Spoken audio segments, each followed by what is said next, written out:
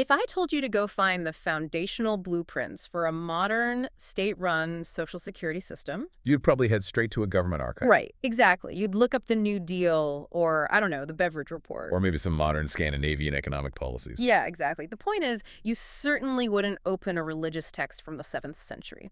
And you definitely wouldn't flip to a chapter primarily known for dictating who you are allowed to marry and expect to find a universal manifesto for human rights. No, you wouldn't. I mean, it is a massive cognitive dissonance for most people. Totally. When we approach ancient texts, especially religious ones, we're heavily conditioned to expect a very specific type of content. Like moral platitudes. Exactly. We expect moral platitudes, lists of rituals, theological doctrines, and perhaps a harsh, archaic set of domestic rules governing private family life.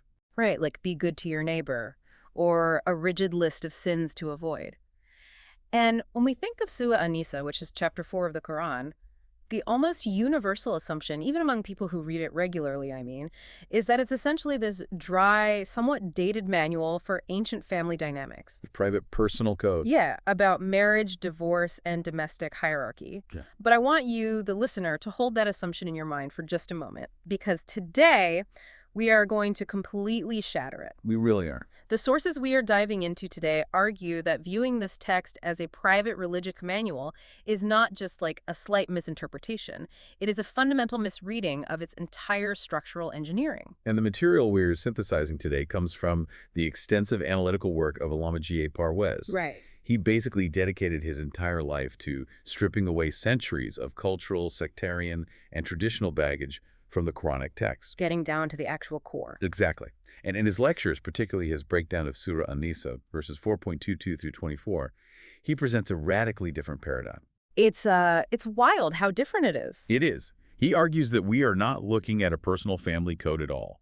We are looking at public law. We are examining a constitutional charter for socioeconomic justice. I have to admit, when I first started reading through these notes, my initial reaction was pure skepticism. I mean, going from here is a list of women you cannot marry to here is a universal manifesto for human rights feels like a massive, almost unbelievable leap. It sounds like a stretch at first glance. Yeah, it really does. But as you follow Parwez's logic, as you look at the actual linguistic roots of the Arabic being used, the argument maps out with incredible, almost mathematical precision. And that precision is exactly what makes the analysis so compelling. The source material insists that we just cannot understand the text if we continue to use the watered-down, culturally compromised vocabulary that has dominated translations for centuries. Right, the traditional translation. Yeah, if you misdefine the foundational variables, the entire equation produces the wrong result. If you get the foundation wrong, the whole building collapses. Yeah. So, let's start digging into those foundational variables. The notes refer to this as unlocking the mahum. But the mahum, yes. The real functional meaning of the text. Right. Let's look at a word that seems so basic that most people wouldn't even think to question its translation. The word is zawj. Usually, if you open any standard translation, this is just translated as spouse, a husband or a wife. And that standard translation carries an immense amount of unspoken cultural baggage. How so? Well, historically, and even in many parts of the world today, the concept of a spouse is heavily tethered to biological reproduction and the continuation of a bloodline. Ah, right. It's viewed as a functional vehicle for procreation and property transfer. Which, from a purely evolutionary biology standpoint, reproduction is the baseline, right? Sure. But modern secular psychology, think of Maslow's hierarchy of needs, tells us that human beings require much more than just biological continuation. Exactly. We need self-actualization. Right. We need psychological safety and intellectual partnership. Yeah. So does the source material suggest the text recognize this distinction? It goes much further than merely recognizing it. It actually institutionalizes it. Parwez points out that biological reproduction is a trait common to all animals. Obviously. Right. So if the institution of marriage is purely about procreation, there is nothing distinctly elevated or distinctly human about it. Okay, that makes sense. So within this specific Quranic framework, the mafhum of zawj is redefined entirely. It is not merely a biological mate. Then what is it? A zawj is a functional partner meant for intellectual, psychological, and developmental completion. I want to pause on that phrase, developmental completion. It's powerful, isn't it? It really is. That shifts the entire paradigm of how a state or a society views marriage. It moves it from a biological necessity or, a mere tax status like we often treat it today to an intellectual and psychological partnership. It fundamentally alters the purpose of the union. It's about two individuals coming together to complete each other's developmental gaps, to achieve a state of psychological tranquility and mutual growth that they could not achieve alone. Wow. And this redefinition is absolutely crucial for understanding the overarching theme of Surah An-Nisa, which is the systemic protection of the vulnerable. Let's explore that connection because the title of the surah itself, An-Nisa, is traditionally translated simply as women. Right. And a lot of the verses address orphans. In conventional terms, an orphan is a child whose parents have passed away, and women are a biological gender. But the Parwez analysis takes these definitions and expands them functionally, doesn't it? It does. The analysis insists on a socioeconomic reading rather than a purely biological one. Okay, unpack that for us. Well, in a societal context, why does the text focus so heavily on orphans? Mhm. It isn't just about the emotional tragedy of losing a parent. It is about the structural vulnerability that results from it. The lack of a safety net. Exactly. An orphan, in this broader functional mafhum, refers to anyone who is left alone in the struggle of life. Oh, wow. It encompasses those who are disconnected from a support system, those who lack the means to protect themselves against exploitation. So an orphan could be an elderly person with no family, Yes. or a refugee, or someone entirely marginalized by the economic system. They are structurally vulnerable. Precisely. And how does this functional lens apply to the term Nisa? Yeah, how does it? Because obviously that means women. It applies in a very similar way. While Nisa obviously encompasses the female gender, the analysis argues that in this specific socioeconomic framework, Nisa represents a functional group in society that, due to historical and physical realities, requires structural, socio-legal protection. So it's not just talking about biology. Right. When the text dictates laws regarding Nisa and orphans, it's not just offering ancient chivalry. It is addressing the state's absolute responsibility to safeguard those who are most susceptible to exploitation in an unbalanced society. That reframes the entire document. It is laying out a mandate for the state to protect the vulnerable. Exactly. And one of the primary ways it does this, according to the text, is by strictly defining what kind of relationships are legally recognized and which are completely rejected. There's a specific contrast made in the sources between two terms. Let me get this right. Pyra musafihin and musinin. What is the distinction there? The distinction strikes at the very core of human dignity. The root of the word musafihin relates to the spilling of fluid. Okay. In this context, it refers to acting purely on physical lust, or viewing another human being merely as an object for instant gratification. The text explicitly, structurally rejects relationships formed purely for the spilling of fluid. It's essentially a total rejection of, transactional hookup culture or any arrangement where a person is used and then discarded. Precisely. Or rather, the text takes it a step further. It isn't just a moral rejection of casual encounters. It is a legal one. A legal rejection. Yes. The state only recognizes and institutionalizes marriage as a socio-developmental pact, which is referred to as musanim. Got it. It takes the concept of human intimacy out of the realm of casual, transactional lust and places it strictly within a framework of permanent mutual responsibility. I want to play devil's advocate for a second here. When we talk about transactional relationships, I immediately think of the historical practice, which still exists in some places today, by the way, of temporary marriage. Yes, the musa. Right. And there's a highly debated term in Islamic jurisprudence related to this. It's damtatum. From my understanding, certain sectarian groups have historically used this exact word to justify a practice called mutha, which is literally a temporary marriage. You sign a contract for a fixed period, maybe a month, maybe a few days, sometimes even hours. You pay a sum of money, and when the time is up, the marriage is over. No strings attached. The historical hijacking of that term is a perfect example of what happens when the mafhum, the functional meaning, is lost to sectarian interests. So Parwez rejects this completely. Rigorously. His analysis deconstructs this entirely. If the entire framework of the Quran rejects musafihin, the mere spilling of fluid for instant gratification, then how could it simultaneously endorse a temporary contract that functions almost identically to legalized prostitution? It is a logical contradiction. It's completely contradictory. Right. A temporary marriage for a few hours is just musafihin with extra paperwork. It's entirely transactional. And that is exactly why the lecture clarifies the true root meaning of istamtatum. In the Quranic context, it refers to permanent mutual companionship, mutual benefit, and the economic security derived from a lawful, lifelong marital contract. So it's the exact opposite of temporary. Yes, it is the thorough, unbending rejection of temporary transactional marriages. The framework mandates a permanent commitment where both parties benefit socioeconomically and psychologically continuously over time. Okay, this brings us to a concept in the notes that I found incredibly powerful, the term musanat.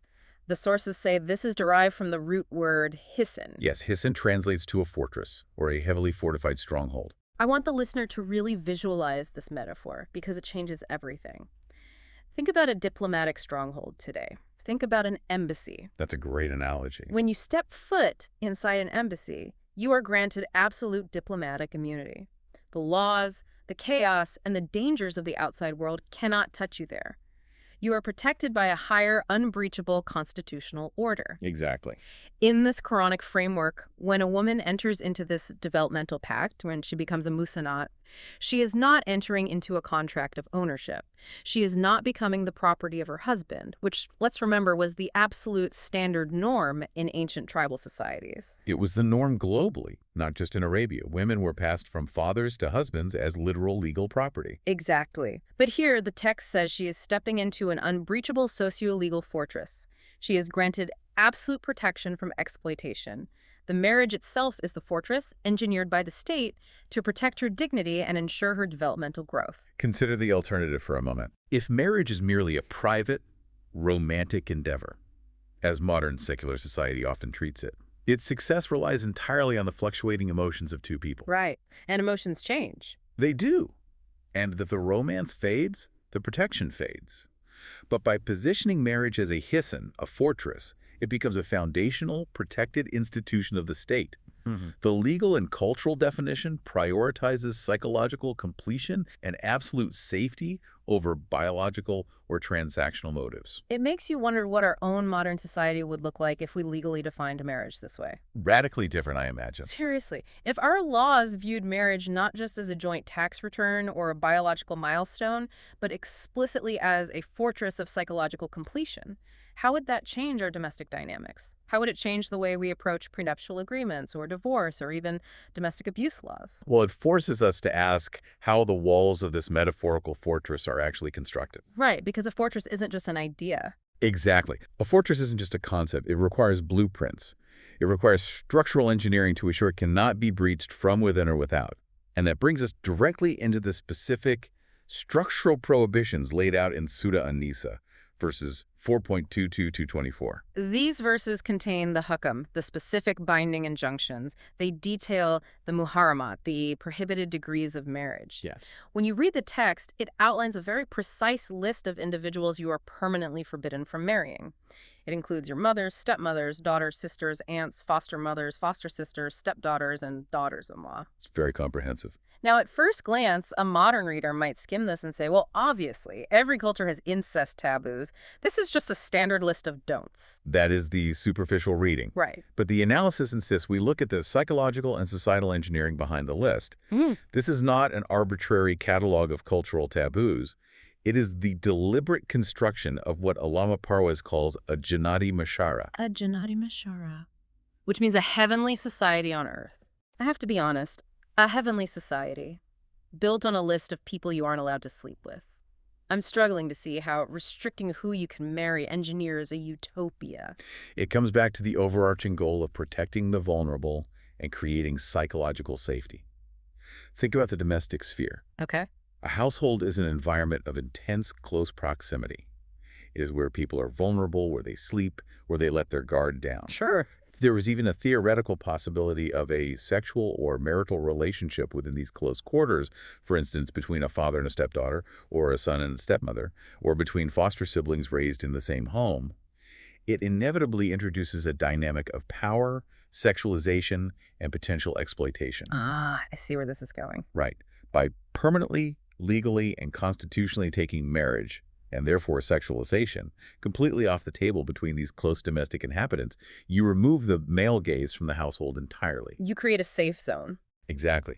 You create a zone where a young girl, or a stepdaughter, or a foster sister can grow up feeling completely safe, knowing she will never be viewed as a potential spouse, by the men living in her immediate domestic proximity. Wow. The structural elimination of that power dynamic. The notes say that is what the text refers to as taskia y qalbaniga, the purity of heart and gaze. Yes.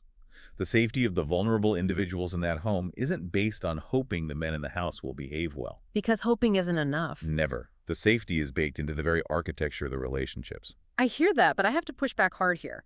Let's look at the modern world. We have strict laws against incest and abuse, yet domestic abuse still happens behind closed doors. Law doesn't magically stop bad people from doing bad things. That's a fair point. So why not just focus on moral discipline? Why do we need strict, constitutional, state-enforced bans on these specific relationships? Shouldn't a society just teach its citizens to respect each other and have good morals? Wouldn't that be a stronger foundation than just handing down a list of rules? Relying on moral discipline alone is a dangerously optimistic view of human nature. You think so? Absolutely. The source material argues that human nature requires structural boundaries, not just individual goodwill. Morality is subjective, and more importantly, morality fluctuates. True. When a society relies solely on the moral character of individuals to protect its most vulnerable members, it places those members at immense risk. Because if the head of the household is in a bad mood or happens to lack strong moral character, the vulnerable person has absolutely no shield. Exactly. To truly protect the vulnerable, safety cannot rely on subjective goodwill. It must be codified into the architecture of the household through law. When laws are clear, absolute, and enforced by a central authority, they act as both a deterrent and a shield. So goodwill is nice, but it's not a guarantee. Goodwill is a wonderful sentiment, but a constitutional ban is an ironclad guarantee. The law defines the boundary so clearly that crossing it isn't just a moral failing, it is a crime against the state's socioeconomic order. That makes a lot of sense when you put it that way. You don't build a suspension bridge hoping that gravity will just take it easy today. You build the bridge with structural steel and mathematical supports that account for the maximum possible stress. The law is the structural steel. And we must look at the historical context to understand just how revolutionary and how urgently needed these structural supports were. Right, because Verse 4.22 didn't just lay down a theoretical framework. No, it strictly and immediately prohibited a very specific, deeply entrenched, pre-Islamic Arab custom.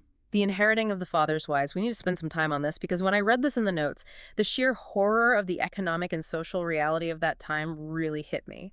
Paint a picture for us. What did tribal Arabia look like regarding women and property before this text was introduced? In pre-Islamic tribal society, the socioeconomic status of women was bleak. They were largely viewed as property, fundamentally no different from cattle or land. Just assets on a ledger. Exactly. When a patriarch died, his entire estate was passed down to his eldest son or male heirs, and that estate included the man's wives, aside from the biological mother of the inheriting son. So a woman loses her husband, she is grieving, and instantly she becomes the legal property of her stepson. The power imbalance is staggering. What could the son do with her? He had absolute control. He could marry her himself without paying any dower. He could marry her off to someone else and pocket the bride price.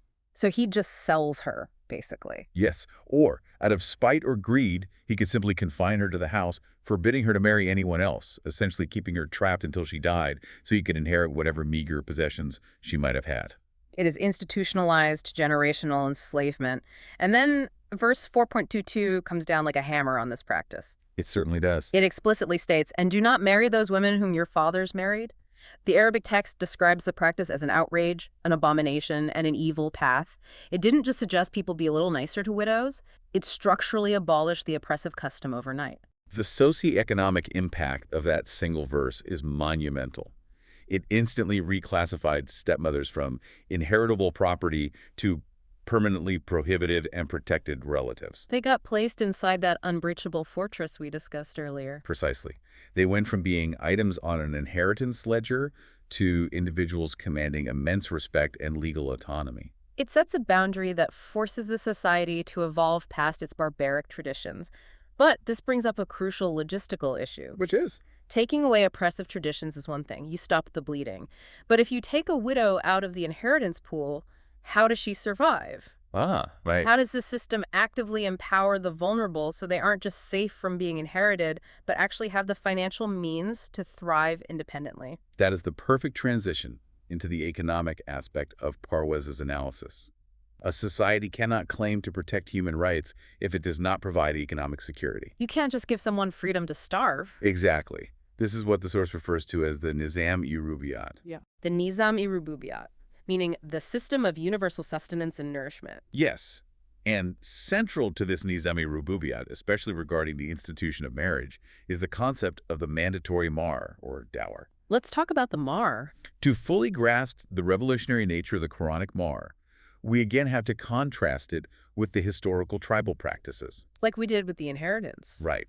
Historically, a dower or bride price was literally a purchase price. It was a sum paid by the groom directly to the bride's father or male guardian. So it's just a financial transaction that transferred the ownership of the woman from one man to another? Yes. But in later, more affluent periods, this practice mutated. It became a social flex. A social flex, like showing off wealth. Exactly. Wealthy families would pledge astronomical, completely unpayable sums of money as the mahr just to show off their status, with absolutely no intention of ever actually handing that wealth over to the woman. The notes call this the placeholder mentality, and it is something we still see massively today.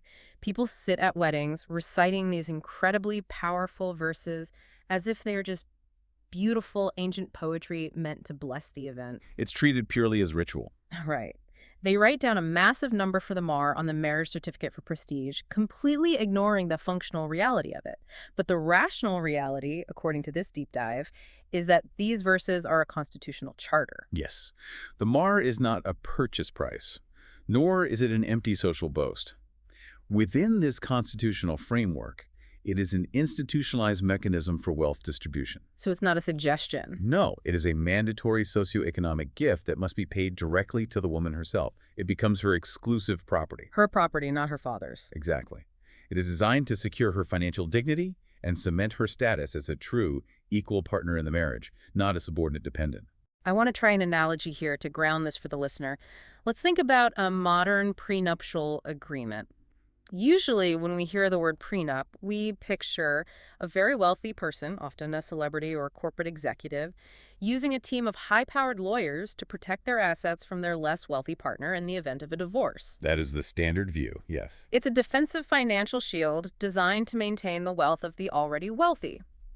But the mahr in this Quranic framework operates like a prenup turned entirely upside down. That is a brilliant way to conceptualize it. Instead of a document protecting the wealthier party, the mahr is constitutionally mandated by the state to guarantee the financial independence of the more vulnerable party from day one. It's an anti-hoarding mechanism. Yeah, it actively prevents the male head of the household from monopolizing all the financial resources. It ensures the rububiyat, the physical nourishment and economic stability of the woman, ensuring she enters the fortress of marriage with her own independent economic foundation. The text is exceptionally clear on this. It explicitly mentions that once the mahr is agreed upon, it is a binding legal obligation. Now, it does allow for mutual adjustment later on based on love and understanding between the partners, but the baseline is a strict legal requirement. So it's flexible later, but firm at the start. Exactly. This isn't just a religious ritual. It is a vital economic engine designed to prevent the concentration of wealth. If we are seriously calling this a constitutional charter, as the Parwez analysis does, it has to be more than just a list of economic payouts. A constitution provides the philosophical and legal bedrock for how a state operates and how laws are applied justly. Does the text contain the actual mechanics of constitutional law? It does, in a way that is incredibly sophisticated for a 7th century document. I am intrigued. How so? The lecture zeroes in on a tiny, almost easily overlooked phrase that is repeated in verse 4.22. When the text bans the practice of marrying the father's wives, it adds a specific caveat in Arabic, maqad salafa. Maqad salafa, which translates to accept what has already passed. Yes, accept what has already passed. Now, why is that short phrase so legally profound? Why? Because it establishes a foundational principle of modern state jurisprudence, the absolute bar on ex post facto laws or retroactive laws. Right. You cannot be punished for an act that was committed before the specific law criminalizing that act was constitutionally enacted. The U.S. Constitution explicitly forbids this, for example. Prior to this Quranic revelation, men in that society were engaging in a practice inheriting wives, that was considered perfectly normal and legal within their cultural paradigm. Disgusting to us now, but normal to them then. Exactly. When the new law comes down, it is absolute. This practice is now illegal and an abomination. However, it does not criminalize the actions taken before the law existed. Ah, It doesn't say, you are all criminals for what you did last decade, and the state will now punish you. It says, what is past is past. Moving forward, this is the rule. to put this in a modern context, imagine you are driving down a highway you take every single day. The speed limit is 50 miles per hour. You drive 50. Then, on Tuesday night, the city council has a meeting and decides to lower the speed limit to 30 miles per hour. On Wednesday morning, a police officer pulls you over and hands you a massive speeding ticket. And you tell them you are only going 30. Exactly. You say, but I'm only going 30. And the officer replies, yes, but our cameras caught you going 50 last week, and the new limit is 30, so I'm retroactively writing you a ticket for last week. The public outcry would be instantaneous. Oh, people would riot. It violates the most basic tenets of fairness and justice. If a state can punish you for things that were legal when you did them, the entire social contract collapses. There is no trust in the law. Exactly. It's fundamentally tyrannical. And yet, here is this ancient text explicitly embedding this highly sophisticated legal doctrine into its framework. It isn't just dictating morality from on high. It is establishing the precise rules of engagement for how a state must enact laws fairly. It shows the document operating as an evolutionary manual for governance. The text recognizes a practical reality. Society's transition. They do. They evolve. They move from states of ignorance or brutal tribal custom into states of law, order, and human rights. That transition is messy, and it must be managed justly. You don't build a stable, forward-looking society by retroactively punishing the populace for the ignorance of their past. You build it by setting clear, firm, unyielding boundaries for the future. It really is a living, breathing framework for statecraft. But this brings up a massive tension in the material. Tension. The Quran sets up these brilliant, broad constitutional maxims. It says, don't apply laws retroactively. It says, pay the mar. It says, don't marry your foster relatives. Right. That last one is in verses 4.22 through 24, where it prohibits marriage to foster mothers and foster sisters. But who handles the granular, messy details of daily life? For instance, how do we legally define what a foster relationship actually is? The jurisprudence of fosterage, or rada'at, is perhaps the best example of how this constitutional system is meant to function, and how historically it was completely derailed. Let's get into the Razat debate, because this is where the theory truly hits the road. To give some context to the listener, in ancient Arabia, it was very common for women to nurse children who were not biologically their own. It was a widespread socioeconomic practice. Exactly. The Quran acknowledges this bond and structuralizes it, stating that the woman who nursed you is prohibited for you to marry, just like a biological mother, and the girls who shared that milk with you are prohibited, just like biological sisters. That is the broad constitutional principle. But as Parwez points out, a massive semantic shift occurred in the centuries following the revelation. A shift? In what way? Traditional historical jurisprudence, known as fiqh, took this Quranic injunction and artificially conflated biological mothers with foster mothers. Fiqh scholars argued that a foster mother holds the exact same expansive, absolute legal status as a biological mother. Meaning what exactly, in terms of who you could marry? Meaning, they extended the prohibition to the foster mother's entire biological family. They claimed that the foster mother's biological sisters automatically became your foster aunts and were prohibited. Wait, really? Her sisters too? Yes. Her other daughters, even the ones who were born years later and never shared milk with you, became prohibited. Her mother became your foster grandmother. Oh, wow. The scholars mapped a boundless biological bloodline onto what was meant to be a limited functional relationship. They took a specific targeted rule designed to protect the immediate domestic environment, and they just ballooned it outwards to include dozens of people. Precisely. But the analysis we are studying points out that the Quran firmly logically rejects this biological overextension. It strictly limits the prohibition only to the functional socioeconomic role. Meaning just the woman and the girls who shared the milk? Yes, the specific woman who provided the nursing and the specific girls who actively shared the milk. And the source material provides a brilliant, airtight, logical proof for this. It points out that if the Quran intended to give the foster mother the exact same expansive status as the biological mother, it would never have needed to explicitly mention foster sisters as a separate prohibited category. Exactly. Because if the foster mother was legally identical to a biological mother, her daughters would automatically be prohibited as your sisters. The redundancy proves the limitation. It does. Right. The fact that the text has to specifically say, and your foster sisters, proves that the prohibition doesn't automatically bleed out to the rest of her family. It treats nursing not as a magical transmission of a biological bloodline, but as a functional socioeconomic role that requires specific legal boundaries. But even with that boundary understood, the historical scholars ran into a massive problem. A problem of quantification. Yes, the volume of milk. Ex- How much milk actually establishes that legal bond? I mean, are we talking about one accidental gulp by a crying baby? Are we talking about 2 solid years of dedicated nursing? What is the exact metric that triggers this lifelong constitutional ban on marriage? That exact question paralyzed historical fiqh scholars. Because the Quran doesn't give a number, the clerics engaged in endless, highly subjective religious debates over it. I can only imagine. Some ruled that it required 2 full years of nursing.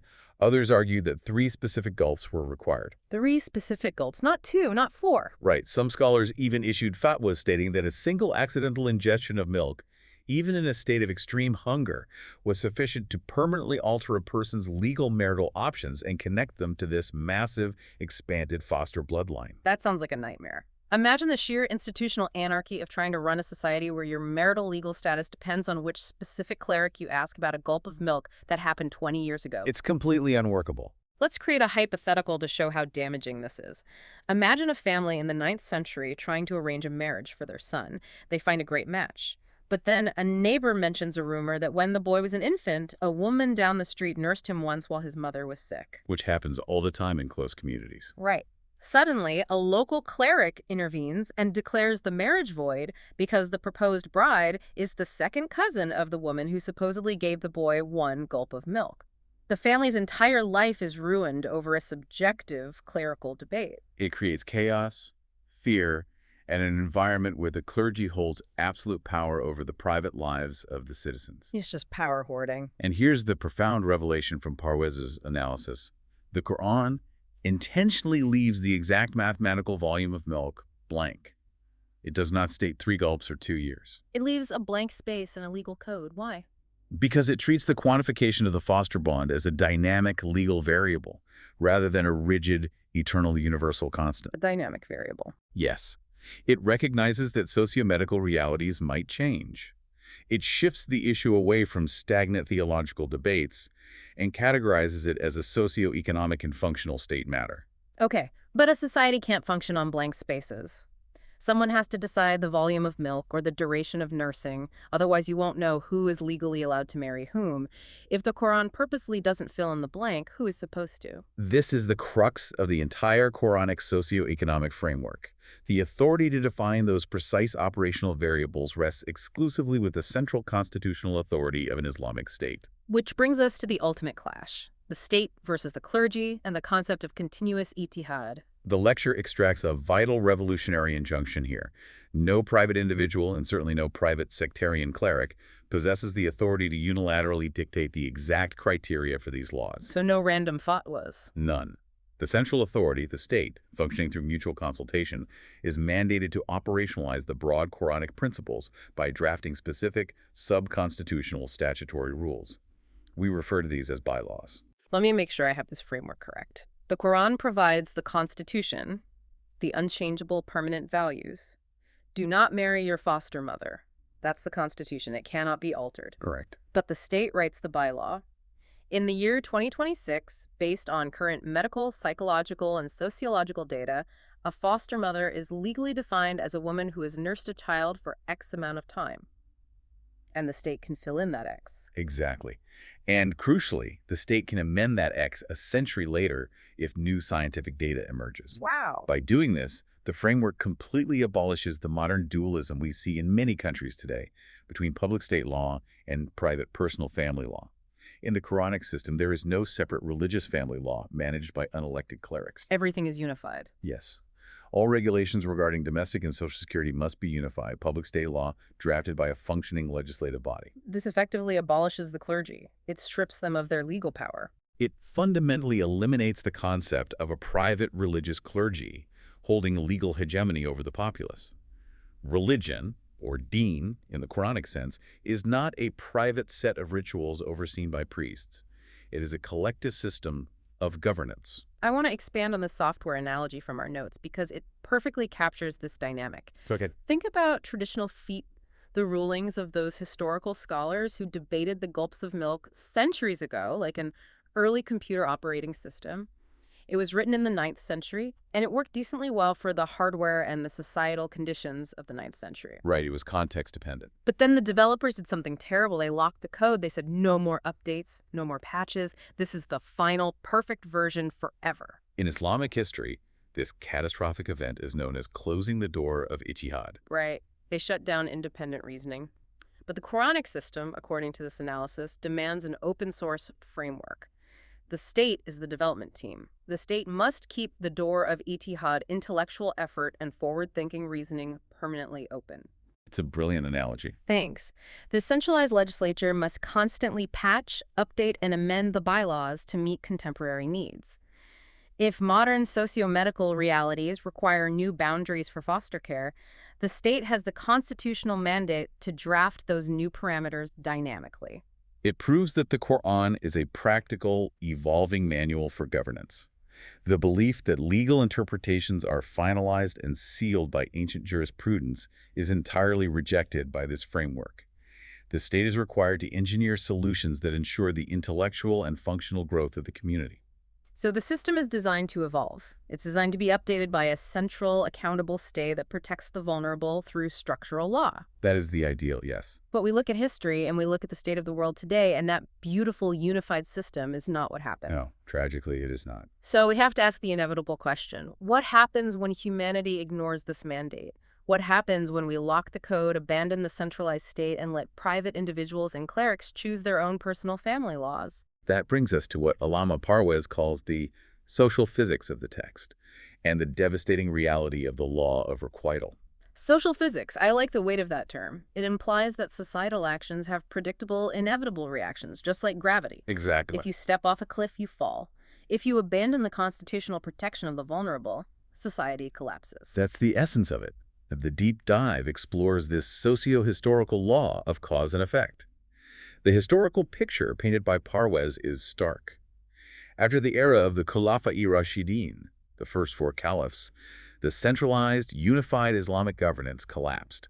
Statecraft was violently separated from the Quranic Deen. The ultimate divorce between the state and the ethical framework. Indeed. Kings and political rulers took control of the state apparatus for their own wealth and power, because they did not want to be burdened with the Quranic mandate of wealth distribution and social equity. They handed authority over domestic laws, marriage, and foster regulations over to private clerics under the guise of personal laws. Because the rulers didn't care who you married or how you treated your stepmother, as long as you paid your taxes and didn't rebel. So they let the religious figures handle the family stuff to keep the masses pacified. Yes, and the consequences were catastrophic for the societal structure. Without a unified state to draft binding bylaws, citizens began choosing their laws based on their preferred sectarian school of thought. Which is chaos. Total chaos. Yeah. If you belong to a tribe that liked the scholar who said 1 gulp of milk, you followed his law. If you liked the scholar who said 2 years, you followed his. Which, to a modern ear, might superficially sound like freedom of choice or religious liberty, but in reality, it's a disaster. In reality, it is institutional anarchy. By abandoning unified, centralized statutory law, the community fractured. The source text uses the term firqa bandi, the splitting of society into rigid, warring factions. Firqa bandi. Factions. Yes. When the unified legal apparatus of a state is abandoned in favor of individualized, subjective interpretations of law, societal decay is the inescapable physical result. That is the law of requital in action. The system inevitably collapses. Think about the chain reaction. If there is no central authority strictly enforcing the mar as wealth distribution, the wealthy hoard the resources. They do. They turn the mar into a status symbol instead of actual financial protection for women. The clerics hoard the interpretative power, ruling over the private lives of the citizens. The vulnerable, the orphans, the Nisa, the stepmothers are left entirely exposed, reliant only on the fluctuating goodwill of the powerful. And as a result, the community becomes intellectually paralyzed. The borders between sects become impossible to break because each sect is living under a completely different legal reality. They can't even agree on who is allowed to marry who. Exactly. Intellectual evolution, EGP had, completely halts, and societal disintegration physically decays the community. The mistreatment of the weak and the fracturing of the legal system inevitably lead to the hell of social chaos. I want to bring this right back to you, the listener. Think about the implications of this. When we allow subjective, individualized interpretations to override unified constitutional rights, whether we are talking about ancient Arabia or modern political systems today, we aren't just having polite debates about theology or personal beliefs. We are actively participating in systemic societal collapse. We are abandoning the most vulnerable. Exactly. If the law isn't unified, accountable, and structurally designed to protect the weakest link, the vulnerable inevitably fall through the cracks. It is a profound and urgent warning, and it brings us to the synthesis of our deep dive today. We set out at the very beginning of this hour to ask a fundamental question. Is Surah An-Nisa merely a collection of restrictive, archaic domestic rules? And after looking at the linguistic roots, the economic engine, and the constitutional law embedded in the text, the answer is a resounding, undeniable no. Through the meticulous analysis of Allama G.A. Parwez, we have seen that the core permanent value, what he calls the mustakila qadar established in these verses, is not restriction. What is it then? The permanent value is human dignity and social equity. It is a highly rational, evolutionary constitutional framework. It uses marital laws not to control people, but to engineer a Jannati Mashara, a society where the vulnerable are structurally protected. Exactly. It removes the threat of exploitation from the household by banning power imbalances. It mandates economic independence for women through the mar, turning it from a purchase price into a tool to prevent wealth hoarding. It establishes modern legal maxims like barring retroactive punishment. And above all, it demands that a centralized, accountable state constantly use reason and intellect ijtihad to update the bylaws for the good of the people. It places the ultimate responsibility of protecting human rights squarely on the shoulders of the collective society, organized as a unified state rather than leaving it to the whims of private individuals or unelected clergy. That is the true scope of this document. And that leaves us with a final, provocative thought to mull over. I want you to look around at your own society today. Look at our modern institutions. It's an important exercise. Where are we still relying on the goodwill or the customs of individuals to protect the vulnerable? When we should be demanding ironclad constitutional bylaws, where are we letting subjective morality substitute for actual structural safety? Because as we've learned today, goodwill is a fragile thing, but a well-engineered fortress protects for generations. It is a vital lens through which we must evaluate any system of governance that claims to uphold human rights. Absolutely. But wait, we've spent this entire deep dive seeing how this incredible system is designed to protect the individual.